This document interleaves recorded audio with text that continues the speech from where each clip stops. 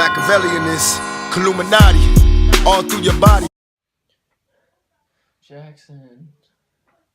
Andrew Jackson. Oh, sorry guys. I was having a dream about Jacksonian ideology. Whew, okay. Well, hi, my name is Trevor, and today we're going to talk about the age of expansionism again. And I like to open with a corny joke. I mean, it's just kind of my style. So, why couldn't Andrew Jackson deposit his check? I don't know. Because he destroyed the banks. Got him. Last time we were leading up to the Missouri Compromise. But what is the Missouri Compromise? I don't know. Well, the Missouri Compromise was a groundbreaking document by our good friend Henry Clay. And it is said that all states above the 36-30 line across the United States had to be free states, except for Missouri. Since slavery was such a big debate, this compromise made sure that the slave states did not have power over the free states. After the War of 1812 and an 1819 economic panic, the United States was ready to rebuild. However, that did not happen, and heads at the national banks were making themselves richer. A movement advocating for reforms in labor and economy did not start until well into the 1840s.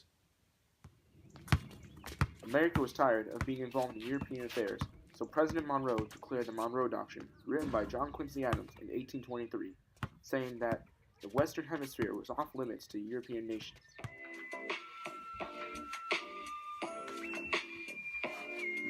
You ain't got nothing on me. Touche. I'm gonna beat you in this. Touche. You're gonna lose this. I'm not a rapper. Remember that. I got you. Monroe was fascinated after he got isolated. He was acting like foreign policy was completely overrated. The policies he claimed it, but John Quincy Adams really made it. He said he needed the land east of Mississippi. He told Jackson go get it and make it a quickie. So he fixed in his Jacksonian ideology with his anti-Native American policy. The Supreme Court said no to his philosophy, but he said they can't stop him in without an apology. When he got started, he was killing the Cherokee tribe, leading them on a long march that made them so cold to cry. Call it Trail of Tears because it surely met their fears. Congress even signed a removal act in the 1830 years. But I'm not a rapper.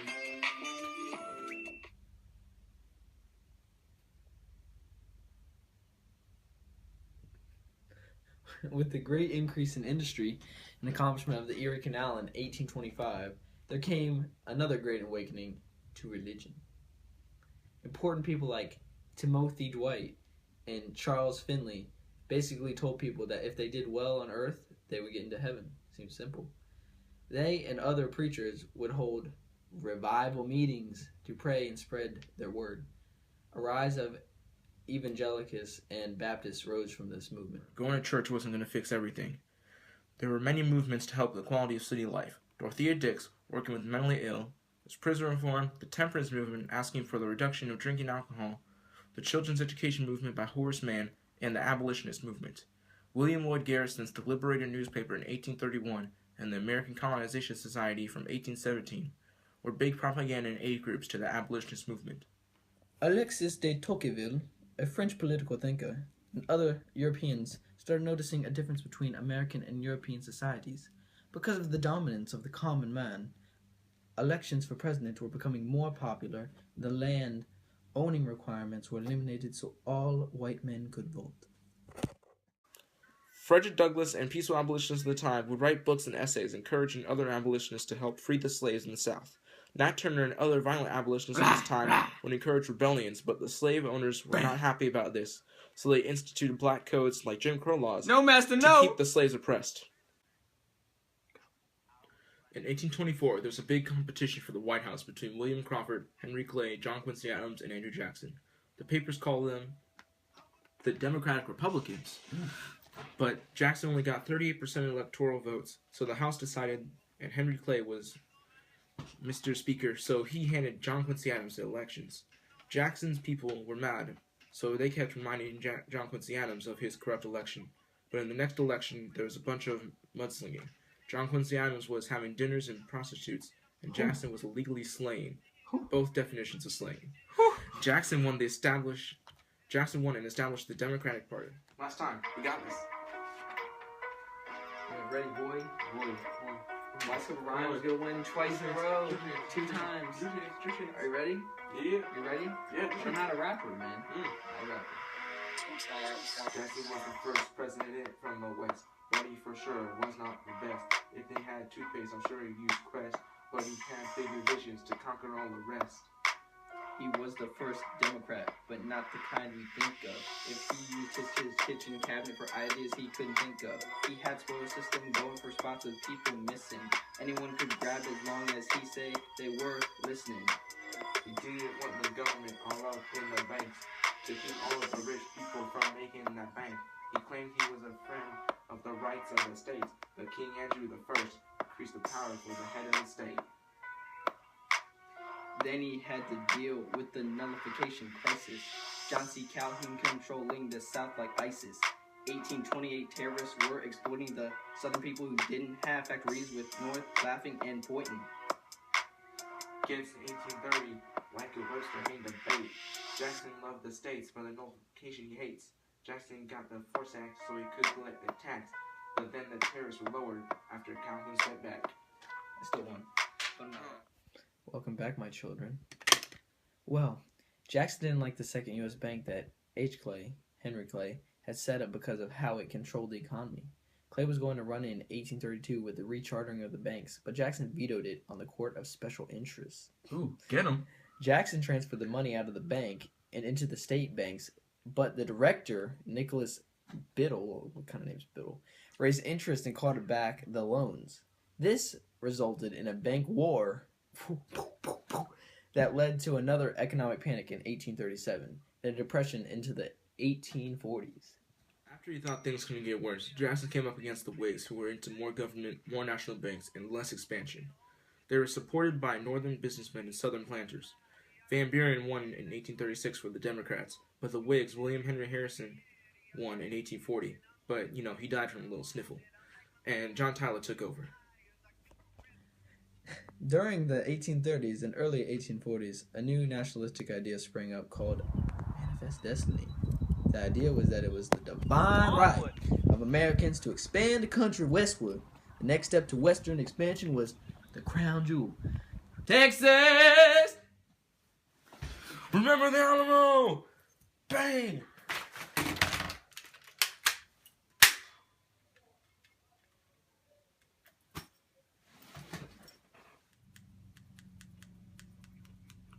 As Americans' thirst for westward expansion became inevitable, Americans inched closer towards Texas, the territory of Mexico. 30,000 U.S. settlers moved into the region by 1836. Of these Americans, many began to revolt against the Mexican government, causing the Mexican government to fight for Texas. David Crockett and Jim Bowie established a constitution on March 2nd and declared that Texas was an independent state. On March 6, 1836, these two led 165 American settlers to their death against 3,000 Mexican soldiers. The incident was a bloodbath, and the phrase "Remember the Alamo" became a rallying cry for the independence of Texas. Due to the battle, many more American adventurers took flight to Texas in order to help the Texans defeat the Mexican army in April of 1836. John Tyler later annexed Texas to the United States in 1844 as a slave state. John C. Calhoun believed that the continuation of slavery in Texas would be good for the new state.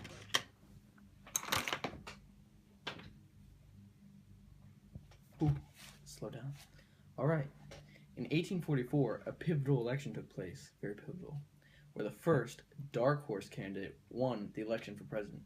James Polk was this dark horse, becoming the only man to win an election not being announced as a candidate before the Democratic Convention. Abolitionism also first entered politics in the 1844 election. The election was also established Manifest Destiny as the most important issue facing America.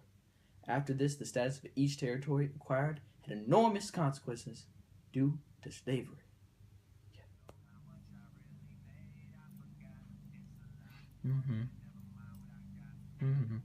Many reasons for the Mexican War exist. A large cause was due to the outrage of Texas being lost to the United States. Mexican patriots were outraged. At least these patriots didn't deflate their war effort. The war was fought in an attempt to get Texas back from Mexico. Viva la Roba Texas! Both Mexico and America claimed that Texas was theirs. So, in a 1800s version of the Mayweather-Pacquiao fight begins. The United States finally knocked Mexico out in the 10th round and got many prizes, as all boxers do. America acquired the northern Texas territory and the territories of New Mexico and California love. California love.